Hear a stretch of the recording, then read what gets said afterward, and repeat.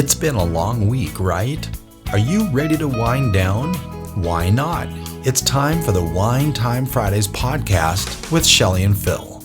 Neither are sommeliers, but both have a deep passion for life, each other, and of course, delicious wine. And now, here to talk about this week over a glass of wine is Shelley and Phil. It's wine time.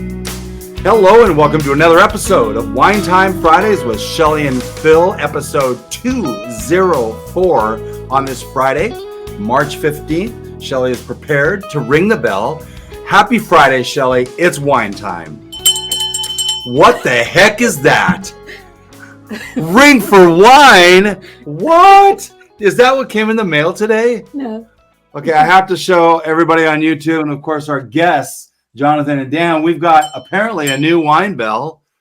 I'm going to welcome our guests first, and then we can get on to. I have to be honest, Shelley. I don't need a bell to get me drinking wine. It just seems to come naturally.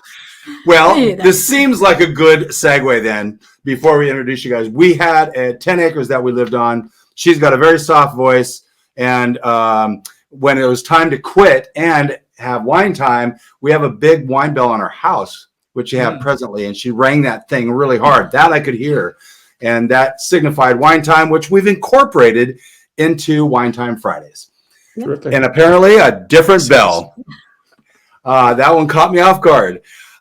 We have guests today that are wondering why they even agreed to do this at this point. Jonathan Edelman and Dan Sogg from Foolhardy Wines. I hope I said all of that right. In Washington. In Washington, yeah, as a part of our Washington Wine Month, one of the two. Welcome both Jonathan and Dan. Thank you for being here. Thanks for having us.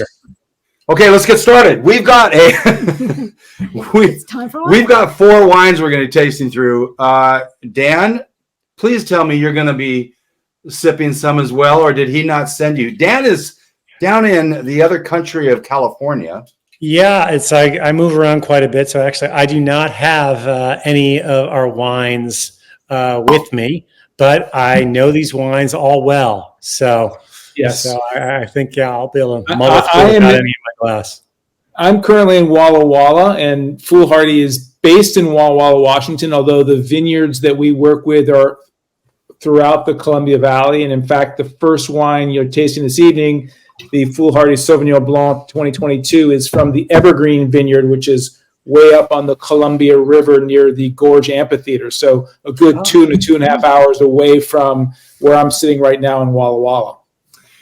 So as Jonathan mentioned, the 2022 Foolhardy Sauvignon Blanc. By the way, this was the first wine that Shelley and I were introduced to Foolhardy, and I'm like, wait, what?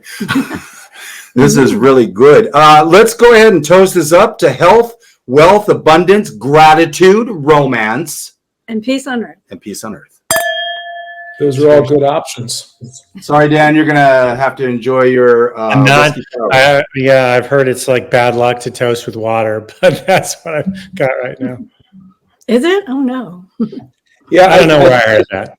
This is a good wine to start off with, obviously being white, and we're about to have 3 red wines, but I think it speaks very much to the aesthetic that Dan and I have strived for at Foolhardy, which is, bright, vibrant wines, food-friendly wines that really show the grape type and aren't masked by wood or by other heavy-handed treatments. So really a lovely style, bright citrus, some tropical fruit. Is this 100% stainless steel? No, it's actually fermented in used and previously filled French oak.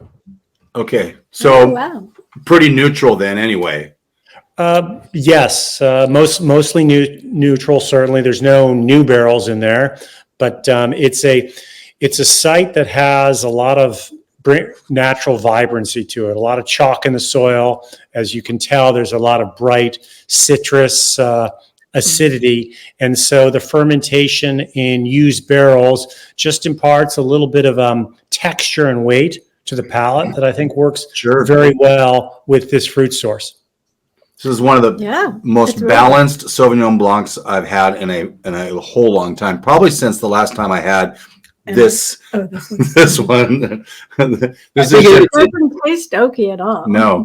No, it's I think this.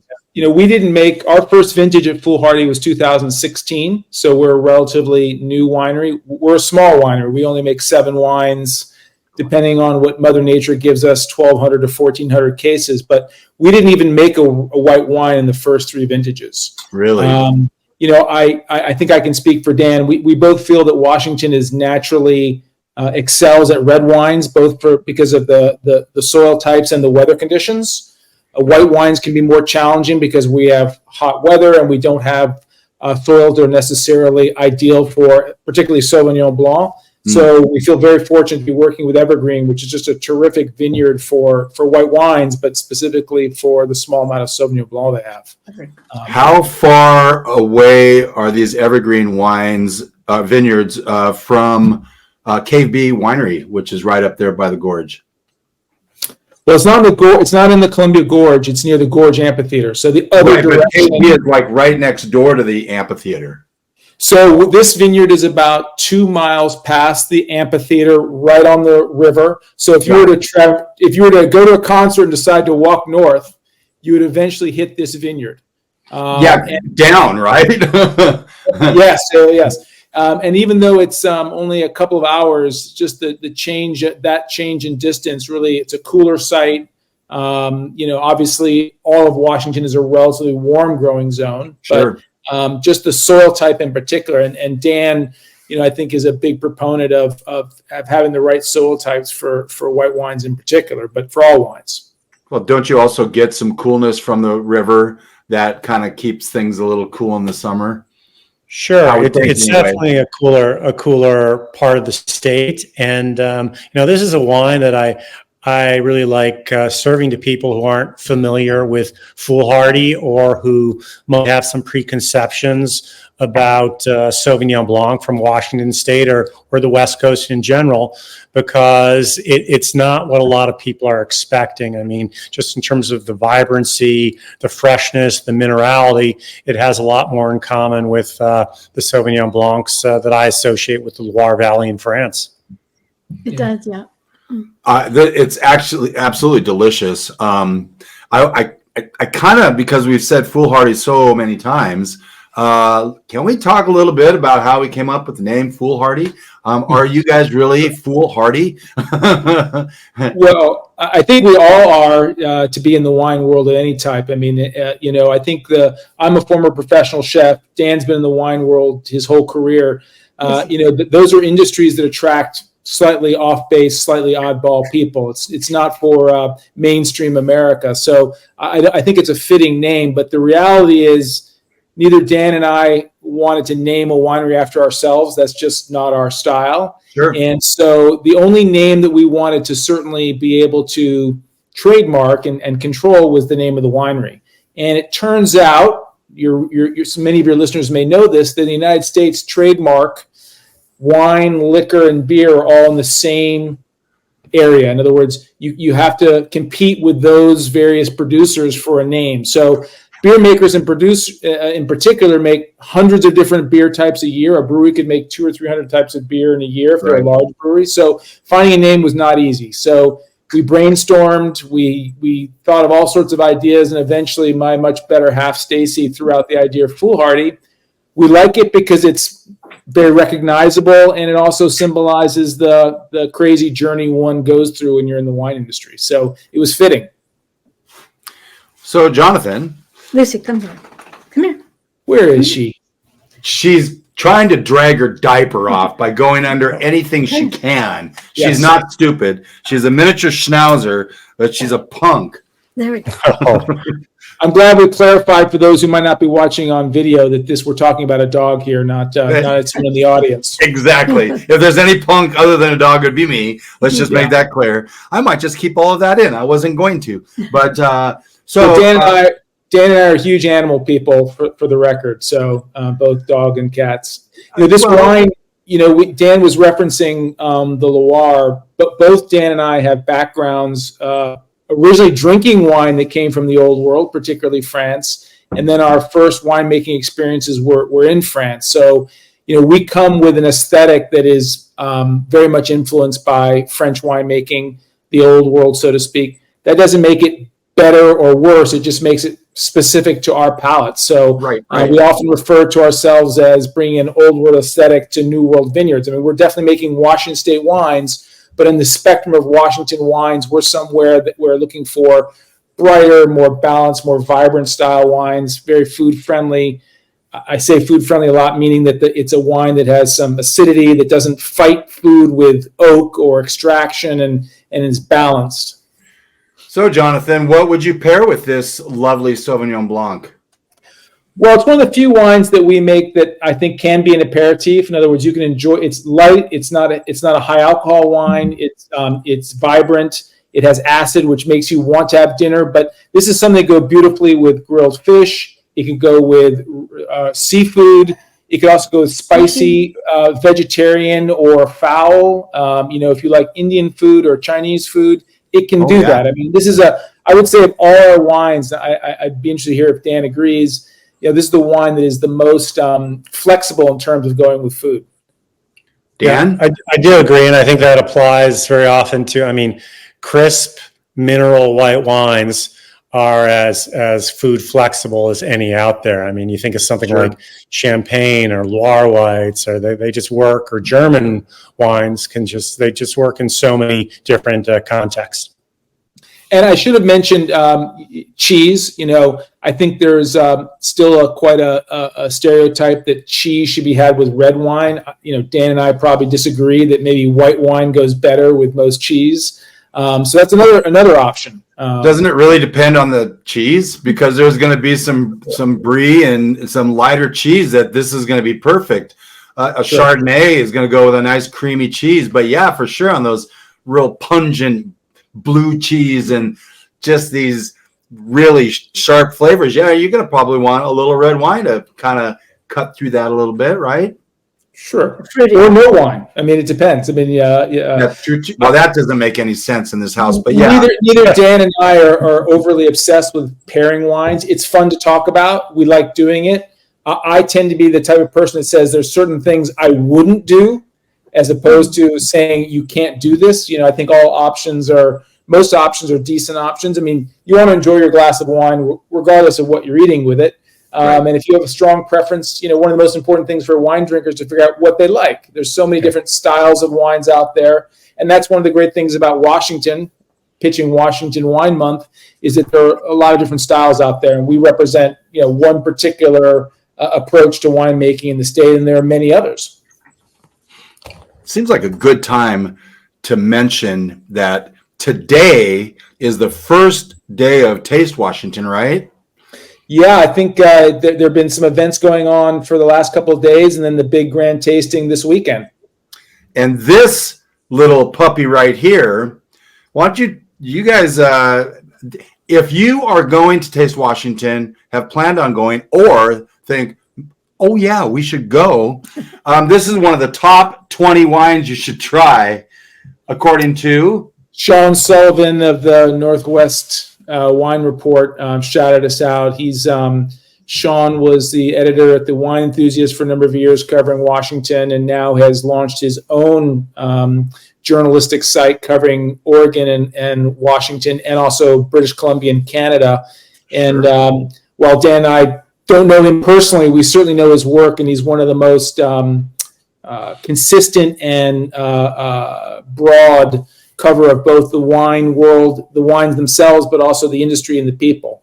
So it's good to have a resource like him around. But sure. Actually, 3 of the wines we'll be tasting today. The Sauvignon Blanc, we'll be moving on at some point to the Red Willow Cabernet, and our Malbec from the Southwind Vineyard. We're pouring all 3 of those wines at Taste Washington. So if you don't have tickets yet and you're in the Seattle area, come on out Saturday and Sunday and come see us. Do you enjoy doing these events, both of you? Dan? It's great to talk to a lot of people. You see colleagues, you meet consumers. I mean, certainly given the timing with which we released and started Foolhardy, it's great to be in front of people. Just hear what they think, hear what they like, get some honest feedback. And so I do enjoy it. I think, Shelley, Phil, one of the realities is we're in the wine selling business. I mean, Dan and I are passionate about wine. We love wine. You wouldn't do this if you didn't have that passion. But whether you're a retailer at a store or you're a distributor or you're a winemaker, you have to sell your product. And one of the ways we do that is by word of mouth, meeting consumers. I mean, we're not a large producer of wine, so we don't need to address the whole market. We just need to find those consumers that really appreciate what we do and our style of wines. And Taste Washington's a great opportunity to do that. I mean, we might pour for 400 people during over 2 days and have 150 detailed conversations. Out of that, you might get 20 or 30 people who really are passionate about what you do, and so that's a great opportunity for us. And of those 20 or 30 people, you've got 5 or 10 or 15 of those that are telling everybody they know, you need to try this Foolhardy wine. Well, we hope, and I think the story of how you found out about Foolhardy is a great example about word of mouth. I mean, I had the opportunity. We're distributed in Washington and Idaho by a wonderful distributor called Cruise Selections, owned and operated by Guy Harris. And I was up in Coeur d'Alene with Kelsey, who's a wonderful salesperson up there. We did an event at Studio 107. Yep. And they loved our wines, and they put our wine into the club. And you guys are members. You tasted the wine, as you told us, and you were like, wow, this is really good. And you reached out to us. So that's a perfect example of how we are. Serendipity leads to people experiencing our wines. It really is. And you're not going to get that if you don't try new things. And by try new things, really go in with an open mind. Again, someone could say they tasted a Sauvignon Blanc from Washington. It was gross, so all Sauvignon Blancs from Washington are gross. Sure. No, you just didn't have the right one. And so it's like, if you really want to enjoy the journey of wine, then expand your palate, expand your horizons, and join some wine clubs. Whether it's from a winery or a bottle shop or a wine bar. Have you guys got a wine club there at Foolhardy?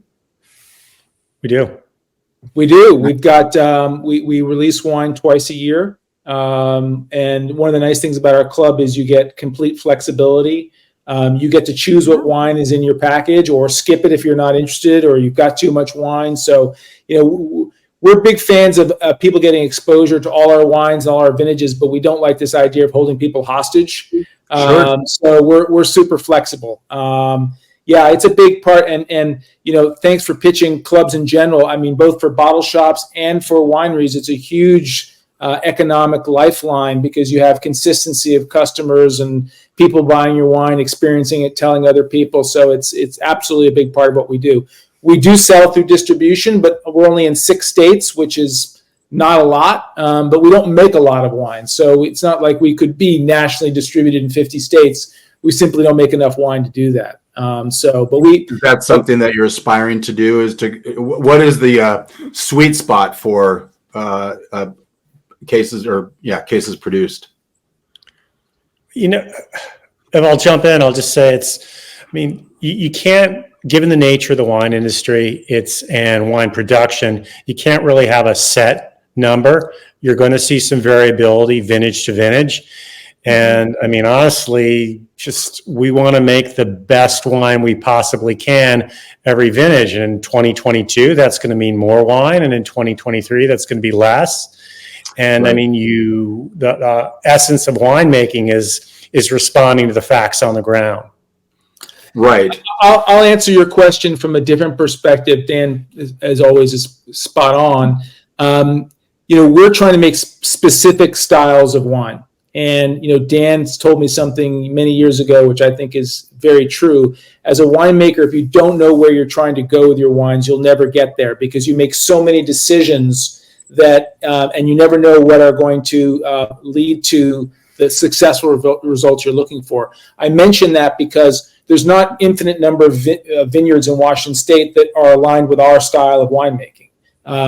It's just not the case that you can go to any vineyard and make any style or any varietal. And so we're limited by great vineyard sources and partners, because we not only want to work with places that have the natural gift of a great site to grow particular varietals, but also farmers that want to work with us. I mean, Dan and I are particular, as you might expect, and we want to have partners, people who will work with us and each year trying to improve towards what we're trying to do for our wine program. So there is some natural constraint on how much wine we can make. Yes, we'd like to grow our program. We don't have a formal tasting room at the moment, meaning we don't have a commercial location where Phil and Shelley can walk in on a Friday at 3:00. To do that, you have to have a certain volume of wine, because obviously you can't afford to have that infrastructure, or if you had employees. I mean, Dan and I would like to be the people pouring our wines. That's just our style. But so we do want to grow, but it's going to be very thoughtful and considerate growth, both because we have to live to fight another day economically, and because we want to continue making the style of wines that we're making. Of course, then if you're pouring your wines, then it's keeping you from doing the other roles that have to be done as well.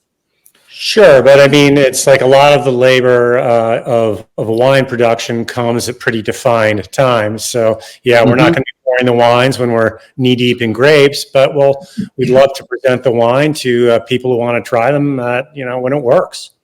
Yeah. Yeah, I mean, that's a good point, Phil. But Dan and I are the Foolhardy brand at the end of the day. I mean, we have a story, we have our wine styles, but our backgrounds, as we discussed, having winemaking experience in France, myself as a professional chef, Dan with incredible experience running the U.S. for a top flight Cooper, meaning a barrel maker who sells barrels to wineries. So we come with a particular perspective, and talking about why we make wines the way we do and why they're this style is, yes, there are talented people who could help us do that. But at first, I think we're the best ambassadors of our brand. We are going to take a quick break. When we come back, we're going to jump into the reds. And so we'll be right back.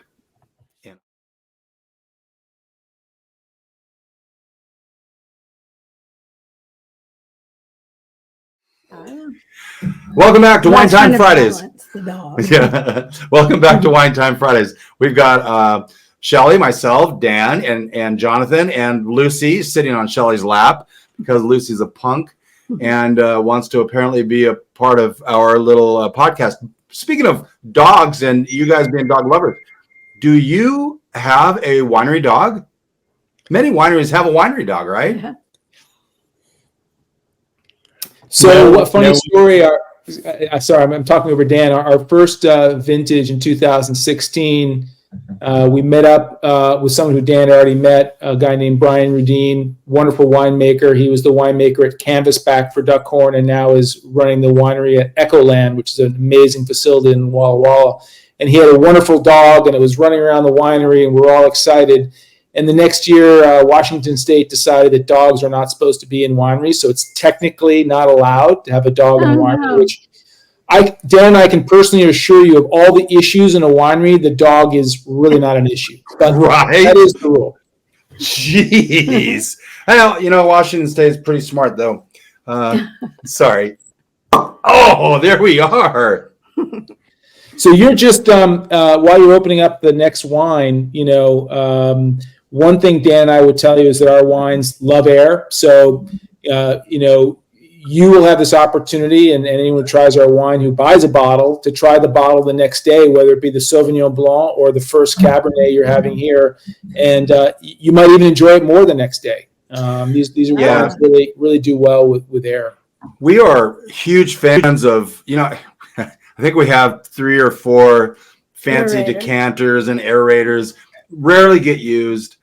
For the most part, because I love to taste a wine out of the bottle, right out of the gates, and then let that thing open up a little bit. As it evolves. I just opened the 2018. Lucy hates this. No, she sees herself on the TV. Oh, great. Great. The 2018 FH Cabernet Sauvignon, another one that we fell in love with. And I'm not sure where we found that one. This one looks like it's got a little. You had the 2017, Phil. That's so what it was. This is the next vintage. Yeah. Dan, why don't you tell folks what this wine is all about? Cheersy. So the FH is our, we think of it as our entry level red, and we make it to be fruit forward and just very approachable. The 18 is an interesting vintage in that it's a little plusher and riper than some of our other reds have been, but just drinking very well right now. Just a range of black fruit flavors, chocolate. Again, just a wine that we have always found super easy to like. It is easy to like. Almost 92% Cabernet Sauvignon, 6% Malbec, and a little bit, just a Petit Verdot. Petit Verdot. Yep. So this is, one thing about this, couple of things we'd like to communicate about this wine. First of all, our winemaking for our red wines is the same. So regardless of what the price point of the bottle, it's not about us paying more or less attention. It's identical attention. It's about vineyard sources, and it's about blending. So this wine has 6 different vineyards in it, and you mentioned, while it's a Cabernet Sauvignon, because in the United States, if it's more than 75% or more, we can call it a Cabernet. It's also a blend of 3 varietals. So blending is a huge part of what we do. And, when we started out, we wanted to purposely be diversified in terms of our vineyard sources. Yes, to the style we're looking for, but different vineyards in different years give you different things. Right. And so having different pieces that we can compile into a wine is super advantageous. So a lot of what we bring to the party, working with grape farmers, is the most important, but is also our blending of these wines and how we do it each vintage. And then as we evaluate the different lots from the vintage, I mean, within the same lot, the same vineyard, the identical winemaking, you're going to see quite a bit of variability barrel to barrel in terms of how the wine expresses itself. And as I said, we're looking for to put together a blend that's just forward and accessible and just very easy to drink. Shelley, you were saying? I'm sorry. Do you work with the same vineyard growers year after year, or do you have a new contract each year? Same growers. I mean, there's been some evolution of we have added some vineyards, but yeah, every year we are working with the same grower and the same block in the vineyard, so we know our rows and we know what to expect. And just that experience that comes working with the same site year after year really informs what you do. Right. It's a great question, Shelley, and the next one, the wine you're trying right now it's the only wine you'll be trying this evening. It has some Red Mountain fruit in it. It has some Walla slope, and it has some Yakima Valley in it. And so it's the most diverse in terms of wines we make, obviously with 6 vineyard sources. When we try the Red Willow, which is a vineyard we've been working from our very first vintage in 2016, each year working with the Sauer family, who planted and has farmed this vineyard since I think 1971, if my memory serves me correctly. We're trying to fine tune the farming to our winemaking practices and what we're trying to achieve. So having that consistency, it's a great question, is super important. And the key is to have a farmer who wants to work with us and wants to support our efforts. They're doing the key part of this process. I mean, the fruit is the most important thing. You can't take bad fruit and make good wine. You certainly can take good fruit and make bad wine. So exactly, which is the worst sin in the world. Of course. And so there's a lot of pressure. But, when Dan and I started Foolhardy, one of the advantages we had is Dan had, which he should talk about in a second, had a lot of exposure to tasting Washington wines and vineyards. A mutual friend of ours had been a wine journalist covering Washington State, and I had come out here for a decade. So we started with some very clear views of what vineyards we thought would work for us.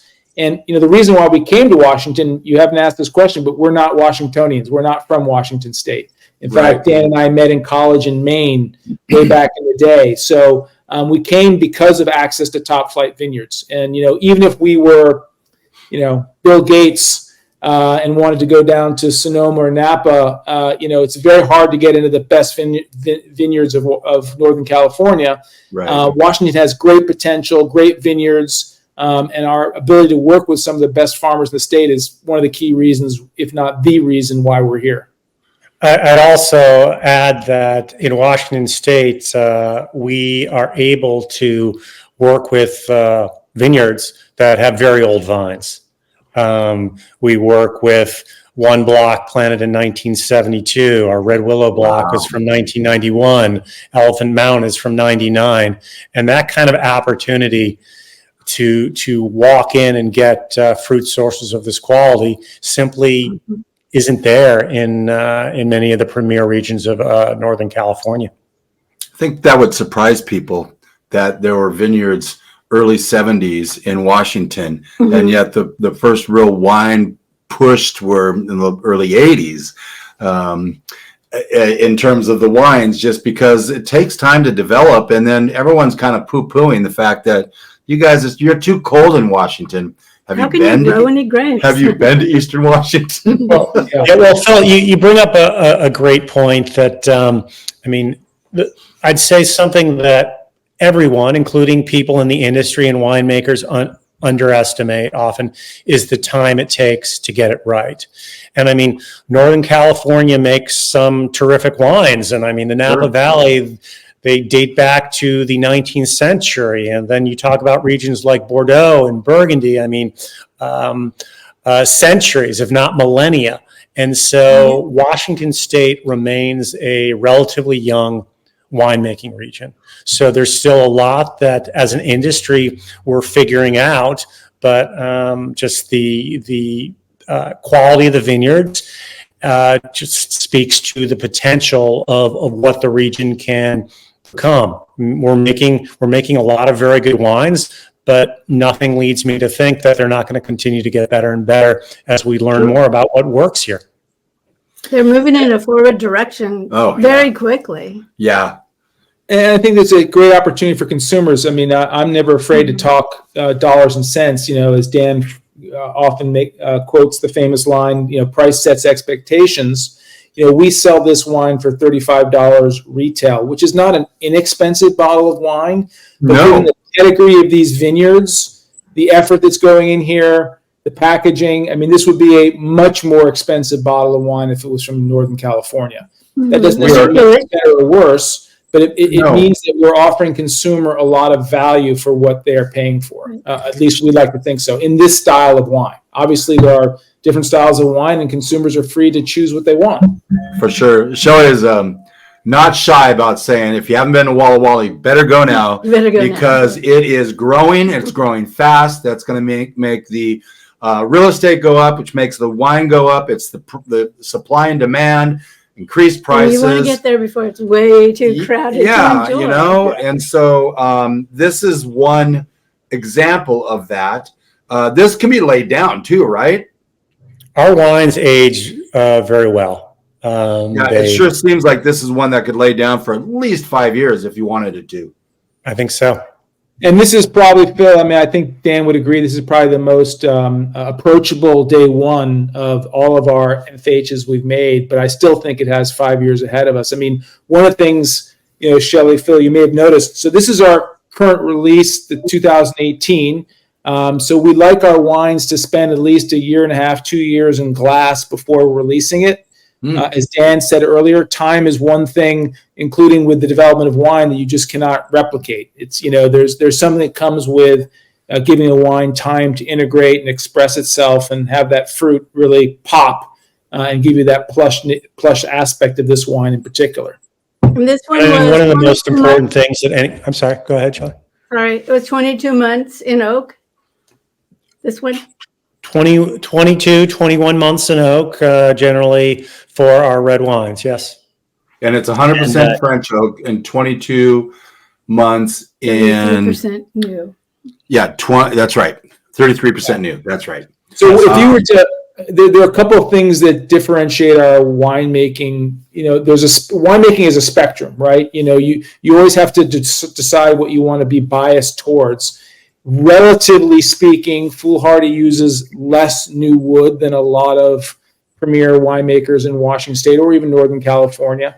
It's not because we don't love wood. I mean, Dan is an expert in wood. It's that we want to bias ourselves towards brightness and freshness and want the oak to give some structure to the wine, but not overwhelm it. We don't want you to put your nose into the glass or taste the wine and the first thing you're thinking is oak.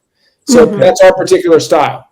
As Gary put used to another say, way, I want our barrels to be something that you feel more than you taste. Yeah. I want, we want That's the fruit and the distinctiveness of sight and the minerality and the vintage to come through more than the toast or the wood per se. Of course, it's going to add flavor. But it's also going to add texture. And you never want to see where the wine stops and the wood begins, to my mind. That is such a, Shelley is frantically writing down what you just said. I'm like, that is a great quote. And so we're working with some new AI software that will pull these things out. I have yet, of course, to try it. Shelley has. It's pretty cool, but we're going to do a better job of quoting some of our guests because we can keep these episodes living longer. Now, because of what Dan said, I opened this 2020 Foolhardy Red Willow Cabernet Sauvignon about 10 minutes ago. So it's had 10 minutes to breathe. In a very limited space. So I'll continue opening up in the glass and in bottle for sure. So we're obviously biased because this is our wine, but I don't think it's an exaggeration to describe Red Willow as one of the most lauded vineyards in the state of Washington. Mike Sauer and his son Jonathan and the Sauer family have been doing an amazing job. Originally Mike in the early 70s. We've been working with this vineyard since 2016 when our first vintage at Foolhardy. We actually did not make any single vineyard wines until 2019. So in 2016, 17, and 18, all of the two wines that we made were blends from different vineyards. And so this was the second vintage that we made a 100% Red Willow Vineyard Cabernet Sauvignon. So this is a 100% Cabernet Sauvignon from a 1991 block at the Red Willow Vineyard.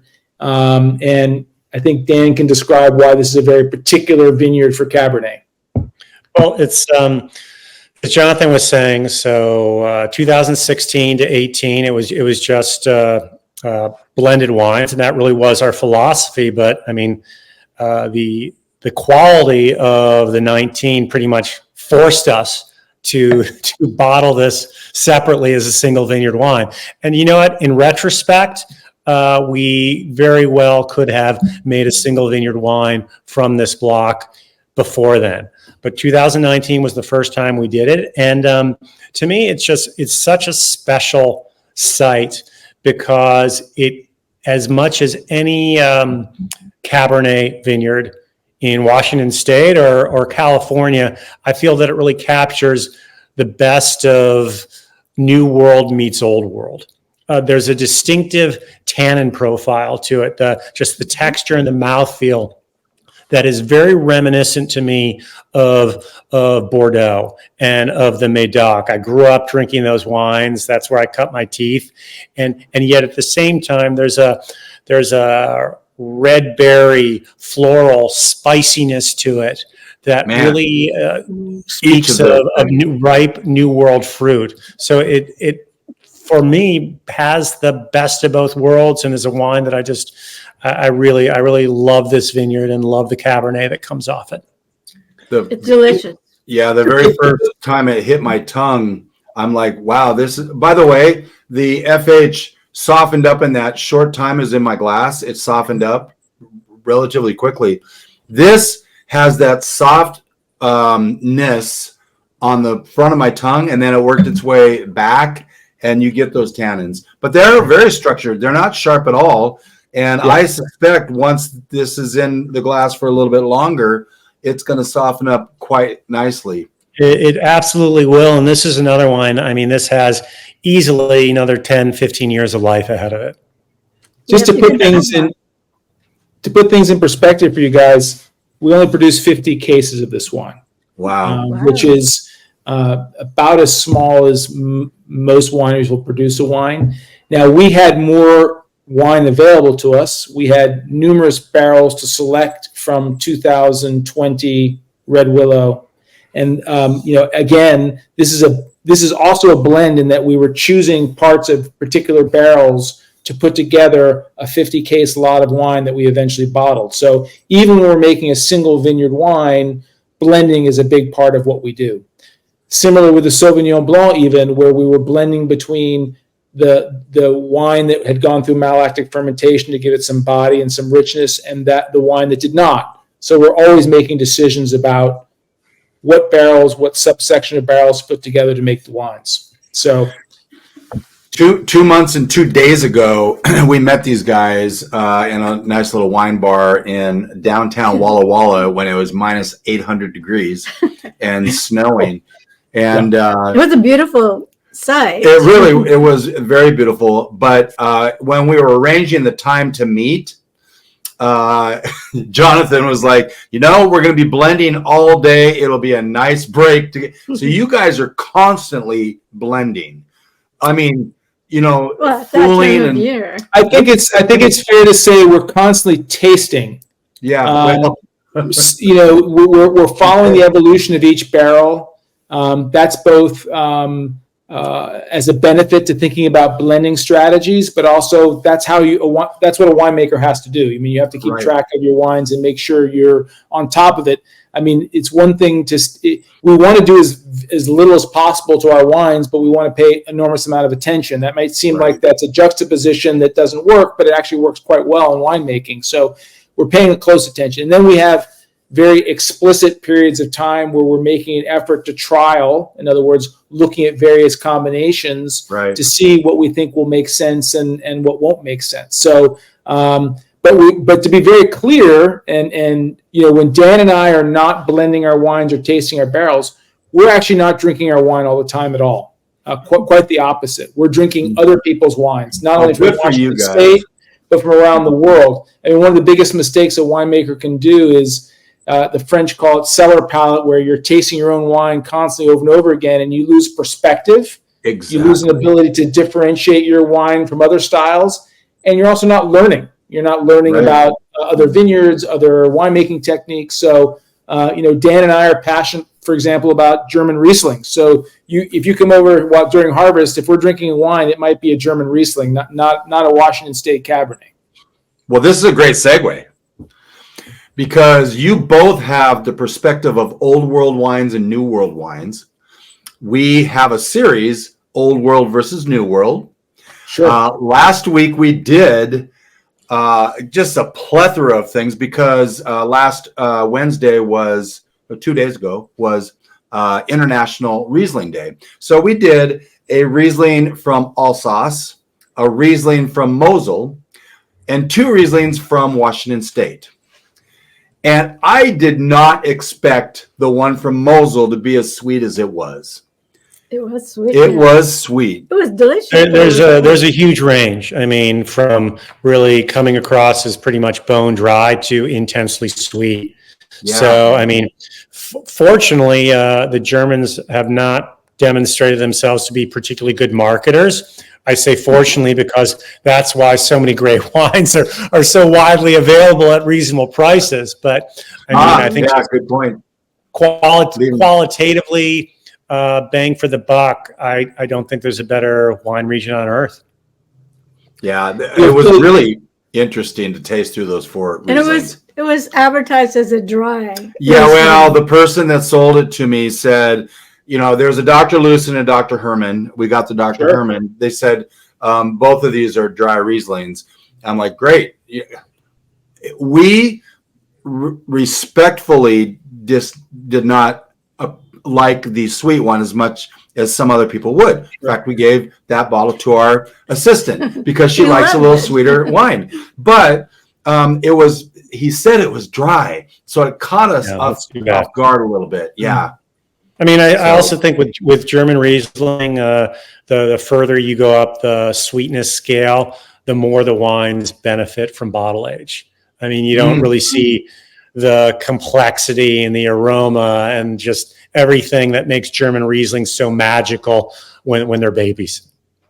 That makes sense. Yeah, it was a really fun episode. What's that? In defense of Germany, I mean, they have such amazing vineyards and conditions. They can do everything with Riesling from bone dry, as Dan said, all the way up to very rich, sweet wines. Yeah, we don't have that opportunity really in the United States. I mean, we could try to do it, but we would not succeed. So they have some flexibility that we don't. The same way, for example, Chenin Blanc, a grape you guys may have had on some other shows from Washington or from California. Yeah. In the Loire Valley, you get everything from bone dry to off dry wines, and they can do it very well. Our conditions are different. You know, it's not realistic to say we're going to take the same varietal, go to some place and make it identical to what it was in the old world. That's why, as I said to you, we're making Washington wines. We're just doing it with an aesthetic that's definitely influenced by the old world in France, for sure. I love that. Yeah. I'm guessing up in Canada, they might be able to, up in the Okanagan, maybe do some Riesling. I'm just guessing. The one thing that is, to my mind, a pretty essential prerequisite for great Riesling is slate soils. And that is something that, and there are all kinds of different slates, but that's the one thing that's really hard to recreate. And I've had plenty of very good Rieslings that don't come from those intensely slaty soils. But I think there's a ceiling on what you can achieve for my taste. Well, isn't that like someone in Europe that's going to try to replicate the terroir from the Missoula mudslides and the granite? The Missoula floods and the granites that are in like the new Rocky Reach AVA and things like that. You're not going to do it. That's what makes the terroir so important. For sure. It's great. The terroir actually is fantastic because nobody can mimic that in another part of the world. Sure. You know? No doubt about it. It's funny when you were talking about the old versus new world. It's like I've spent a lot of time in France over the last several years, and I had some of my wine there, and I took the opportunity to serve some of the Red Willow Cab and some of the Foolhardy Cab to cavies, to wine shop owners in Paris. And it was really an interesting experience how much they thought it resembled Bordeaux in some cases. Oh, what a compliment. Yeah, what a compliment. Again, like you said, you can't replicate that. You're making Washington wine with paying homage to that part of the world. Sure. Really, for sure. Yeah. I want to backtrack a moment. You were talking about constantly blending. So can you take some of your wines out of the barrels themselves and see how they blend together? Can you get an idea of what you might come out with later on? That's exactly what we do. We pull out samples from the barrels. I mean, the usual process is going to be that we're tasting through every one of our barrels. Every barrel we make, we are tasting multiple times. We're taking careful notes. And the notes are really aimed at understanding how that wine, how that individual barrel is going to fit into some larger whole. Now, occasionally you're tasting through something like the Red Willow and you get a superb barrel and we're saying, yeah, this is going to be a core of the Red Willow bottling.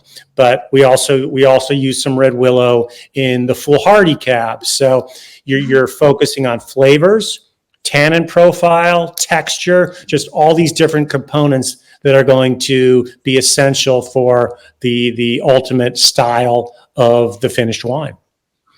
Your goal, Shelley, you're really trying to make a complete wine in the style of that bottling. And by a complete wine, I mean aromatics, texture, taste. I made wine in Burgundy for 10 years, Pinot Noir and Chardonnay in the Côte d'Or. And that's a region that's famous for single vineyard wines. In other words, when we talk about that region, we say Clos Vougeot, we say Chambertin, referring to the vineyard. And even in Burgundy, I would argue that if you could blend other vineyard sources, in many years, you might make a more complete wine. Now, purists would argue we don't want to do that. We want a pure reflection of the terroir in that vineyard. I'm not arguing that that's not an interesting and enjoyable process. Two different models, right? Two different models, but if your goal is to make a complete wine, and you have, I will say, in Dan and I's case, reasonably competent people helping blend the wines, you have an opportunity to make as complete a wine as Mother Nature will give you any given year. Obviously, our wines are not identical every year. So if you taste the FH Cabernet, which you had today, and you taste the Sauvignon Blanc, and you taste the Red Willow, they're not identical, but you'll see certain core attributes that are very specific to those wines. We don't want wines that all taste the same. I mean, what's the point of bottling 6 red wines if they all taste the same? Right. Not a lot of value to that. So, blending is hugely important, and getting a sense of the hardest thing to do, to my mind, I think Dan agrees, is when you taste a wine from barrel, is you tasting what it smells like, tastes like today. What is it going to be like in 20 months? What is it going to be like in 3 years? Seeing out into the future and envisioning what that wine is going to be like as a component and as a blend is the biggest challenge when you're blending, because it's going to be very different 2 years down the line.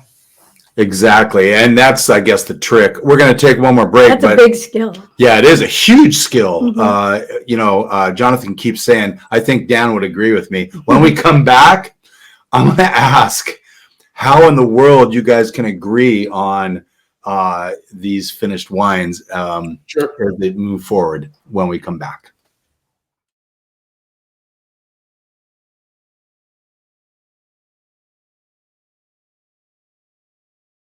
Glass. There you go. Okay, no dump bucket here. Welcome back. Where's our dump? It's right there. Welcome back to Wine Time Fridays. Shelley is wondering where our Wine Time Fridays dump bucket is. That's only been used once. Is Lucy a wine drinker? Lucy would like to be a wine drinker. I have spilled sometimes, not often, a little wine on the floor, and I'm just asked her to look that up. Does she? Oh yeah, yeah, she does that. I just opened. Believe it or not, the 2020 Foolhardy Walla Malbec. And you love Malbec. I do. I was going to say from Walla. Well, so there's a very interesting tie-in, Shelley and Phil, because you just mentioned the Missoula flood and the soils that came from that flood. So this is a wine that is 100% from the Southwind Vineyard up on the hillside in Milton Freewater. And it is actually above the Missoula flood. So you're now tasting. So you're not going to get that. Grapes that were at around 1,400 feet, so above the Missoula flood line. So these are pre-flood soils. So this is the only wine you're tasting today that is of that attribute. Interesting. I just find that whole Missoula floods such a interesting topic. We're going to try to get the person from is it Whitman? Whitman, yeah, it's on. I've got his contact information. A little overwhelmed to reach out to him. It's like, yeah, I'm Phil. I got a podcast. Will you be on? So we're having pretty good luck with people I ask on. Thank you guys. But that will be such an education because that'll be fascinating. So prominent in the whole Walla for sure area, but other AVAs as well. One of the things that is great about, it's about a 300-mile circle from Walla to all our vineyards that we work with. So we get to do things like driving down the gorge that the Columbia River goes through and the various valleys, whether it be the Wallow Slope or Yakima. And at times you do feel like you're making wine on the moon because of the nature of the landscape in Eastern Washington. For those who are listening, Dune. I mean, for those who have you guys seen the new Dune? I have not yet, but we both will. We're both huge Dune, Frank Herbert fans. In fact, Jonathan once observed, and I thought it was a really smart observation, that as we were driving towards Walla, and there was the wheat harvesters, and that's in fall, and they kick up so much dust. Yeah, and he suggested that Frank Herbert, who is from Eastern Washington, he wondered if that was where he got the idea for the sand harvesters and his descriptions of them. And it makes a lot of sense. That's funny. That's funny. Yeah, Dan and I definitely share a passion for science fiction and Dune. We're big fans. But yeah, this wine. So the Malbec you're trying now, which this Malbec is in the FH, different vintage, but the Malbec that's in the first small percent that's in the Cabernet you tried first is from this vineyard. But this is 100% Malbec. Only about 45 cases made. All raised or aged in used oak, so there's no new oak on this wine at all, because we think that the spicy and the blueberry fruit aspect of Malbec is best served without new wood. So it's a very different animal than what you were tasting before, on purpose. Yeah. I think as much as any of our red wines, that this does benefit from air and it benefits from food. Because there's just a muscularity to the tannins in this wine, and I mean, we like it because it is so distinctive. I mean, the vineyard, it's loaded with fractured basalt, and so there's this mineral core that really runs through the wine, and it's just kind of tightly wound. So it's so different than I think what most people would associate with a typical Argentinian Malbec.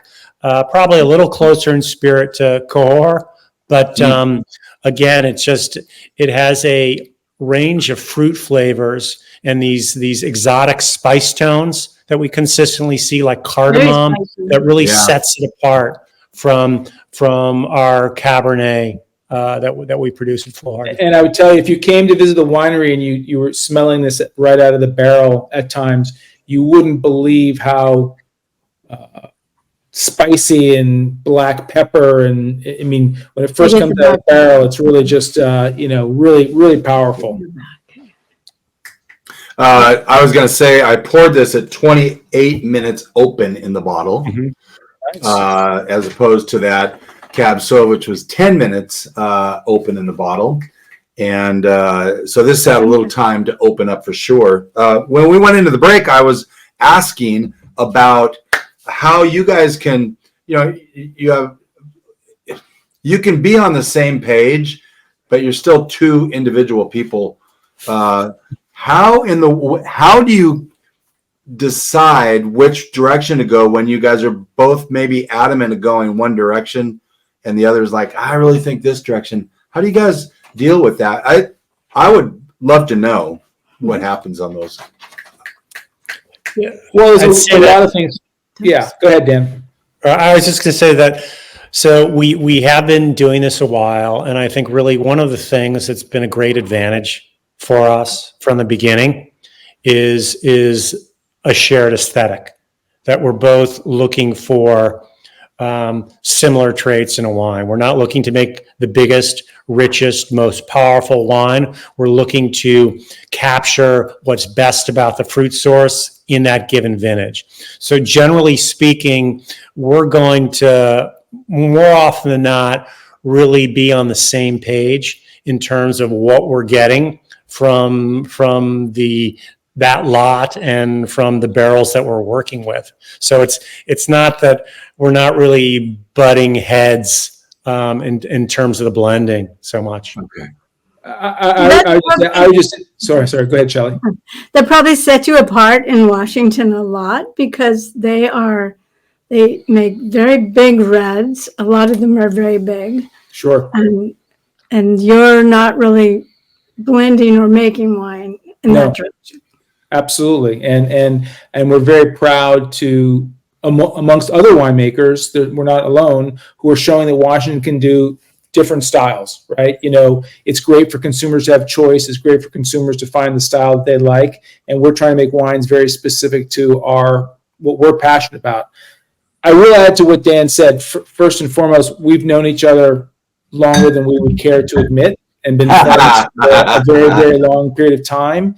And despite our youthful appearance. Yeah, of course. That's a given. We have drunk a lot of wine together. Dan and I bring, we're both outsiders to Washington State, but we bring an enormous amount of tasting experience compared to a lot of winemakers. That could be good, that could be bad, but it's just a matter of our age and our experience. And some European influence. Yes. Yeah, absolutely. Yep. And Dan and I, even if we disagree with each other, I think we have enormous respect for each other. Oh, good. And love for each other. So it's never a personal thing. It's never, I have to be right or wrong. I think Dan has an incredible palate. So I always say to Dan, I'll give him 51% of the votes. That. But it really does. It's really just more about nuanced decisions, to be honest with you. It's the big picture. I can't think of any situation where in broad strokes we've been in disagreement. So when we're getting down to fine tuning, the advantage of having in any decision, whether it be wine or otherwise, two people is checks and balances to make sure that you are staying true to what you're trying to achieve. The negative of it, as you were pointing out, Phil, is that you might have, convergence to the mean. Like maybe you'll make a joint decision to be suboptimal. And we're very careful not to do that. To be very clear, I think it's helped us that we've now got 7 or 8 vintages under our belt. Sure. Yeah, now you have a rhythm going. Yeah, we have a very clear sense also of the style of each wine we're trying to make, and we've seen how they've evolved, and that helps us make, informed decisions. But I do think it's the mutual respect and common vision and sense of aesthetic that makes it work. Well, this was your opportunity to say something negative. He's way down in California while you're up in Walla Walla. He's not going to run down the hall and smack you in the head. I mean, we spend an enormous amount of time together. I mean, during the first COVID year, we spent even more time together. We actually launched Foolhardy right into 2020, which obviously was a challenge, given that people couldn't get together and taste wine alike. So now you were talking about Taste Washington. I mean, remember there was no Taste Washington in 2020, 21, or 22.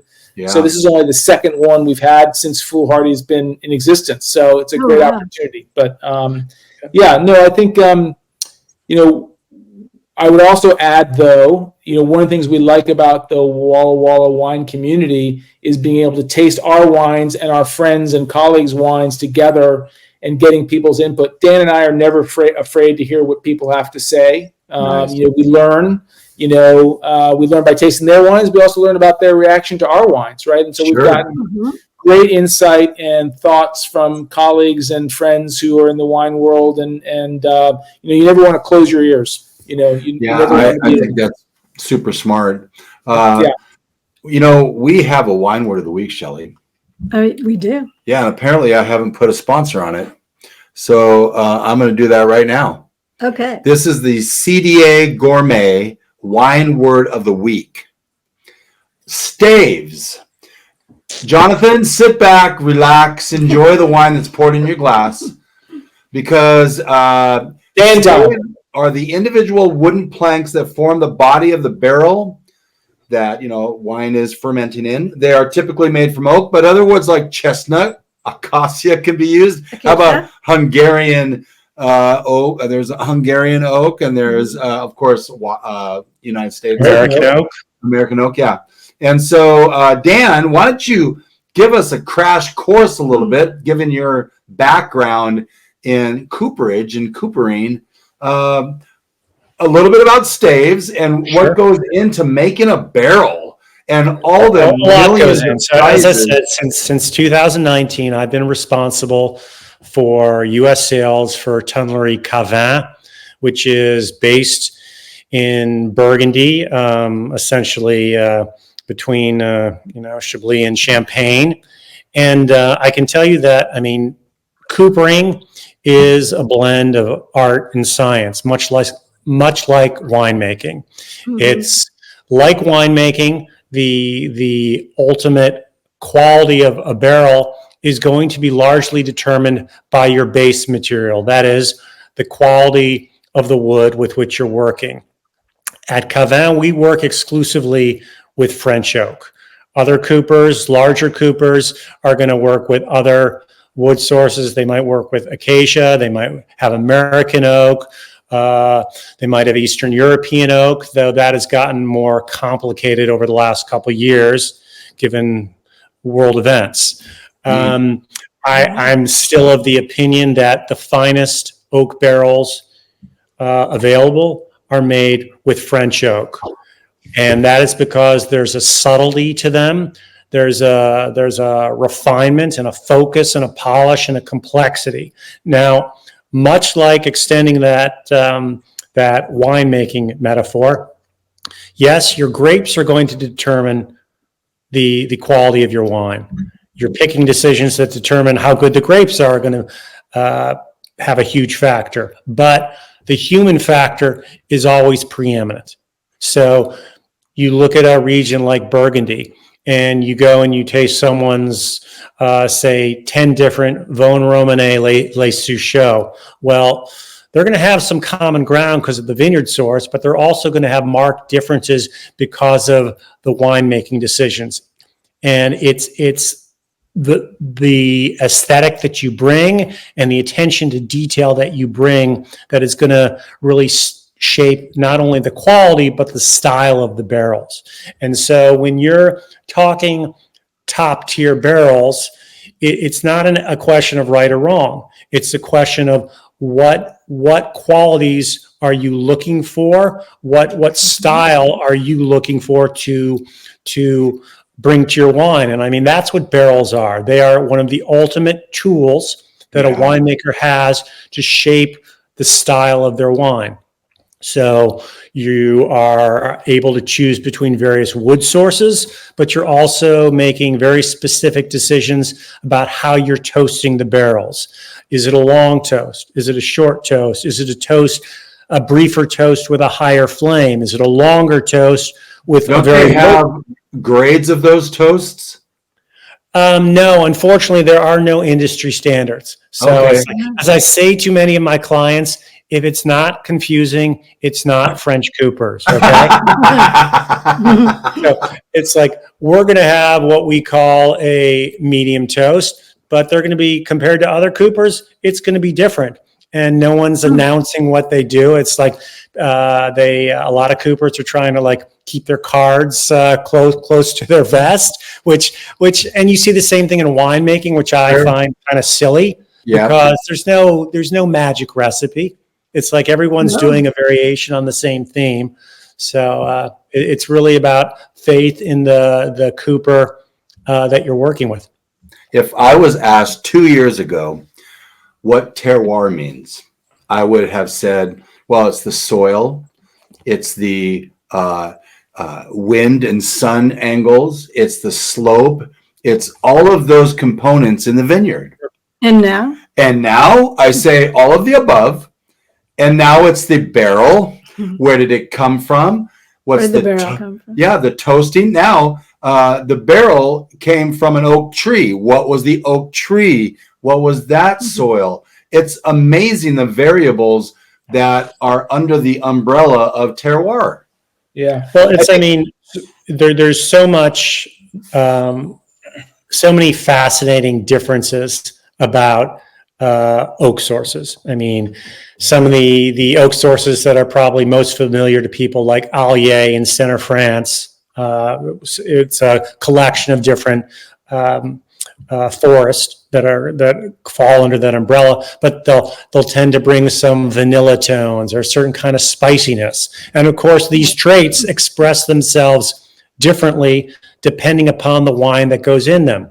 If you have, say, a Chardonnay, it might give you more of a lemon curdy flavor. If it's a Pinot Noir, you might get more baking spice. It's like there's so many variables, and every changing variable impacts how you perceive everything else. That's the ripple effect, right?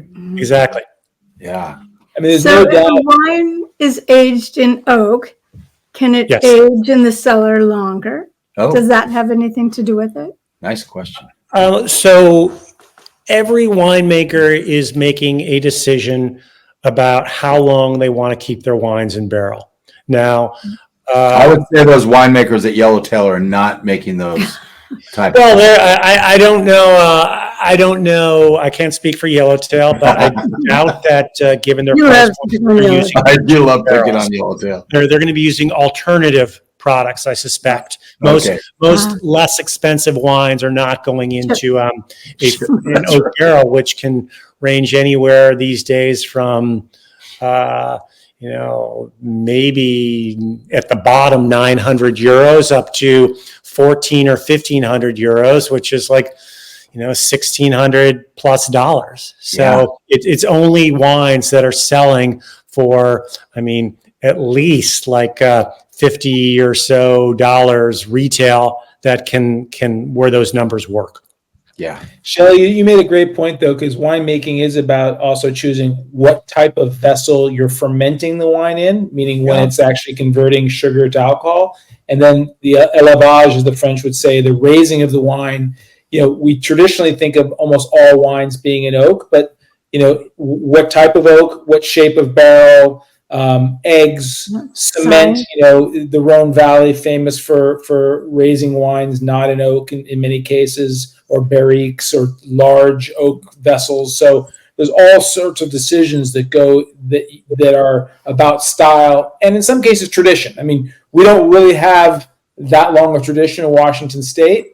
When you were talking about your Riesling tasting, whether it be from the Alsace or the Mosel, they have hundreds of years of traditions. Right. That generally, I'm not saying everyone follows them religiously, they don't, but it certainly shapes the contours of the decisions they're making and the styles they tend to gravitate to, for sure.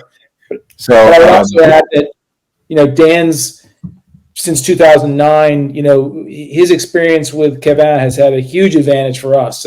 Not only his experience systematically tasting out of barrel and seeing how wines evolve to that great mystery of where is a wine going to be in 2 or 3 years, but also exposure to so many wineries and vineyards. Great resource to us. So it's been definitely an inside advantage for us at Foolhardy. Yeah, big advantage, I would say. for those of you watching on YouTube, Dan is doing a disappearing act. He's in Yeah, I think I the need to turn on the light here. You'll excuse me for one. Let me see if I can. Yeah. 3, 2, 1. You Oh, can man. see out his back window there, it's getting dark. I'm sitting underneath a light source, so I'm lucky here. us too. Yep, we are as well. There we go. Hey, there we Give me go. light. Let there be light. Shelley brought up she just touched on it, but this has been in my mind this week, and I was wondering, who am I going to ask about this?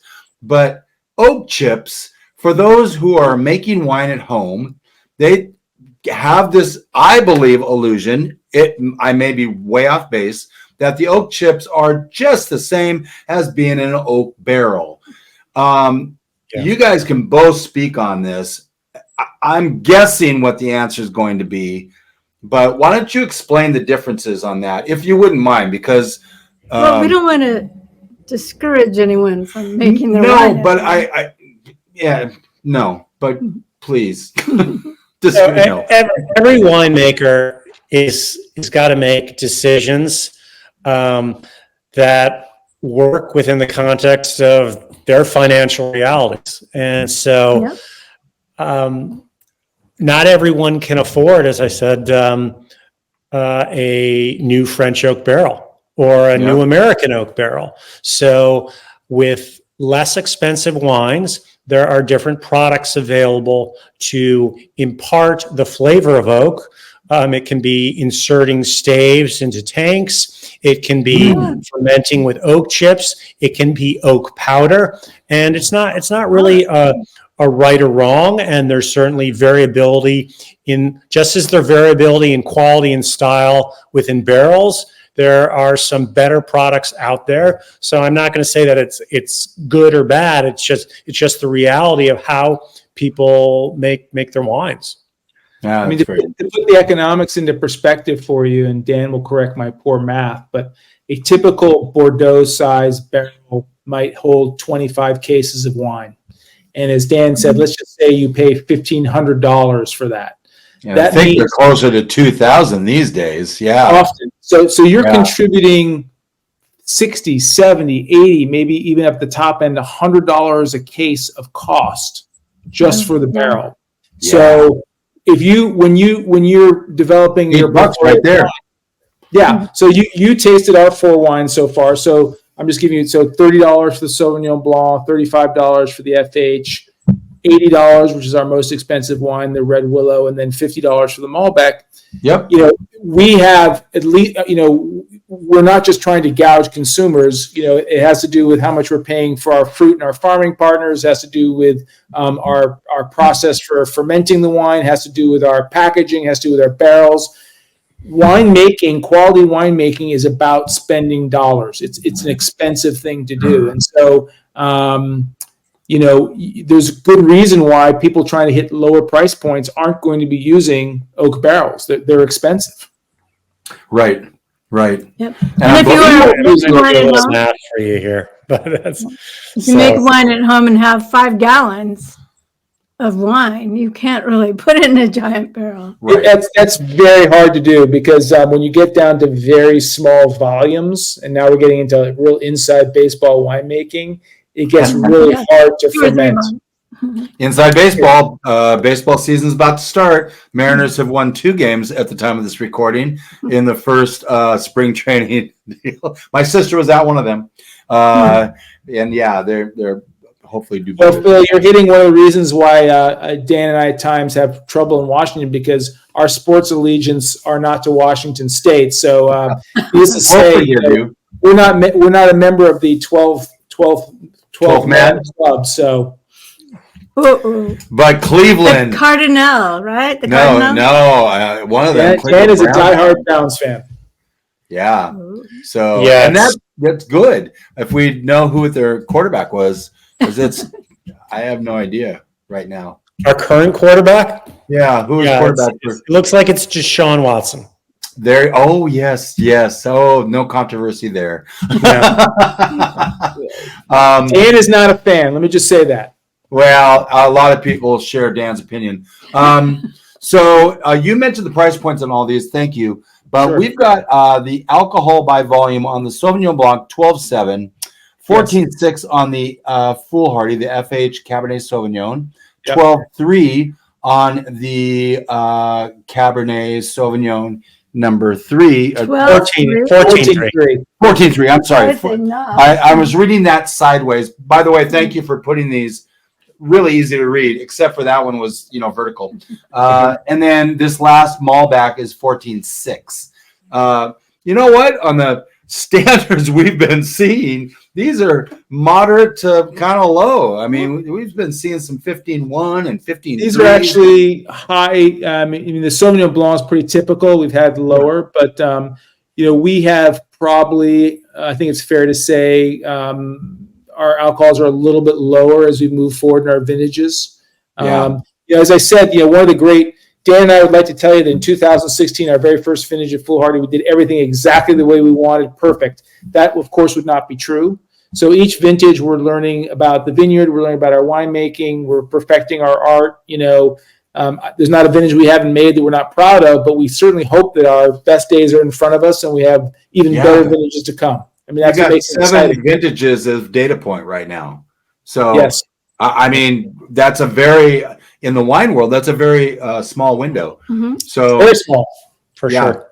Yeah, we'll be bottling the 2023 Sauvignon Blanc next Thursday. So that'll be only our 4th vintage of the Sauvignon Blanc, all from the Evergreen Vineyard. So that's nothing compared to Burgundy, where they've been making wines from 500 years from the same vineyard. Right. Yeah. But the fact that you guys have both been there and working with those old world practices and habits, I guess practices and laws, you get kind of injected a little bit, super sped up coming here and then trying to mimic those a little bit. I don't think you're trying to mimic. Well, I mean, at least you take that knowledge and education. It's just it's about trying to capture the best of wherever you are. I mean, it's like you can never try to make Burgundy in Russian River or Washington State wine in Bordeaux. I mean, that's futile. But it's just we're looking to just capture fresh fruit character and intensity and make balanced wines that we like to drink. Mm-hmm. You guys are doing a fantastic job, and we're so happy that you spent what's looking to be an hour and a half with us. Thank you. We appreciate that. Shelley, do you want to talk a little bit real quickly about some things coming up or some wines that we enjoyed this week? Some wines we enjoyed this week. I'll put on my glasses. We had 7 Cellars, The Farm, Cabernet Sauvignon, Duckhorn. Well, by the way, The Farm, there's paying a little homage to Stanford. There you go. Correct. Duckhorn, 3 Palms, Vineyard Merlot, King Estate Chardonnay, Fidelitas Up 2, and Eltham Cellars Syrah. Boom. Nice. You guys have got a huge weekend coming up this weekend with tonight, tomorrow, and Sunday. Shelley's got something coming up tomorrow. It's a parade, the St. Patrick's Day Parade in Coeur d'Alene, Idaho, down Sherman Avenue. Rumor has it we could be kissing 60 degrees. Wouldn't that be nice? Wouldn't that be nice? I will also say, because our listeners want to know, when are your chickens laying eggs? We got 2 eggs this week. Yay. Thank God. They're back. 4 chickens, and 2 of them are still freeloaders. Real quick. I think that's the same chicken laying that. Well, that one, yeah. Real quick, some things coming up. International Viognier Day is on the 26th of this month. 27th is World Marcelin Day. April 14th, International Tannat Day. What do you guys? Do you like Tannat? I did not know, frankly, there was an International Tannat Day. I'm sorry to admit my ignorance. No, we heavily rely on these days for content. So. Okay. Oh. No would generally be the answer. Got it. 17th World Malbec Day. That we like. Yeah, which was why we had a Malbec today, because that's on the 17th, which is 2 days from now. Guest coming up, Brent with Lopez Island Vineyards. Thank God we found someone that's making a Zigaribe and a Madeline Angevine. Tony Mall with 3 Fat Guys. Used to play for the Packers. Andrew or Cameron with Cuvée, an app that's making a little rebrand. We've got Dustin Lewis, regional manager with Bogle Family Wine Collection, MJ Towler, the black wine guy, and Ron Sharman, CEO of Fly with Wine. You guys got to see that suitcase that we showed you, Fly with Wine. Good looking suitcase. Yeah, it was like Fort Knox. I think that was your first opinion. Yeah, well, let me see it, because these things, they tend to break. You put a case of wine in, and the rollers, and you guys were pretty impressed. And the rollers crack, exactly. Yep. So that was my one experience. So I don't want to make a blanket critique of sure. But this thing is built really well. We have had maybe not 8 bottles in it. I think we've had 6 in it before, and it does add weight to it, which is going to put more stress on all the components. But this thing is built really well. I really want to thank you guys for being here today. Thank you. Thanks for your time. Been a lot of fun. One's in Northern California. One's in Walla, W2, Washington. Coming up next week, we're going to surprise you. Week 4 of Washington Wine Month. And a huge thanks to our sponsors, Revora and the Social Web. Thank you, Shelley. And C. Diego, right? And C. Diego, well, they were the Wineware of the Week. I'm not going to thank them for that. Oh, no. With a little bit of knowledge. And you got a whole lot of it today. Wine becomes a lot less overwhelming. Here comes the new wine bell. Thanks for joining us. We'll see you next week. Thank you so much. Thank you so much. Guys, thank you.